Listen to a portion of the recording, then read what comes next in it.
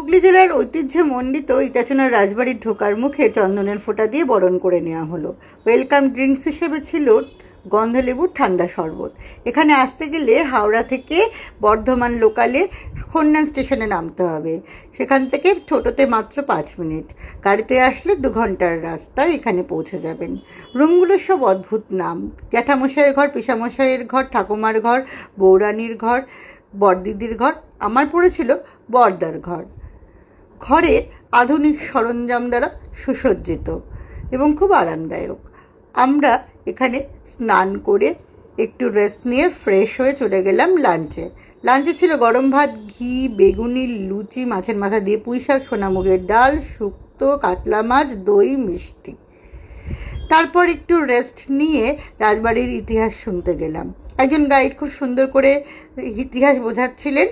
এখানে নানা রকম সিনেমার শুটিং হয়েছে, যেমন গুপ্তধনের সন্ধানে, রাজমহল, নৌকাডুবি, গয়নার বাক্স ইত্যাদি।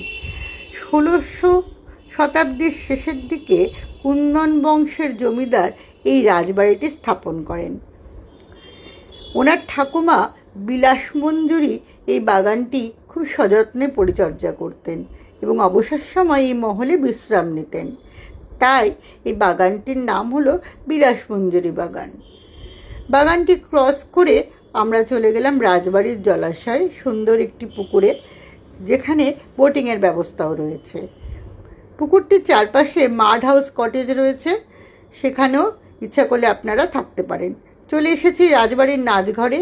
কথিত আছে এখানে অনেক নর্তকীকে গুম করা হয়েছে, তাই রাত্রি 10:30টার পরে বারান্দায় বেরোলে বেশ গা ছমছম করে। রাজবাড়ির নাট মন্দিরটিও খুব সুন্দর, সেটি দেখে চলে আসলাম ডিনারে ছিল পোলাও, মাংস, গজা, আচার। তারপরে সকালে ঘুম ভাঙল সুন্দর বাঁশি সুরে।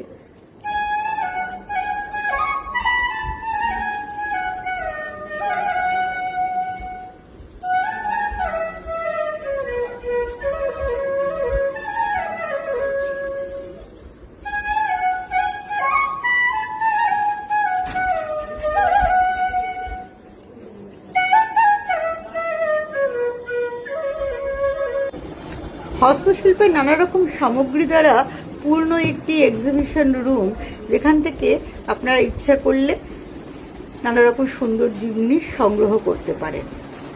চলে আসলাম প্রাতরাশে। লুচি, সাদা আলুর তরকারি, তরমুজ, বেগুন ভাজা, মিষ্টি।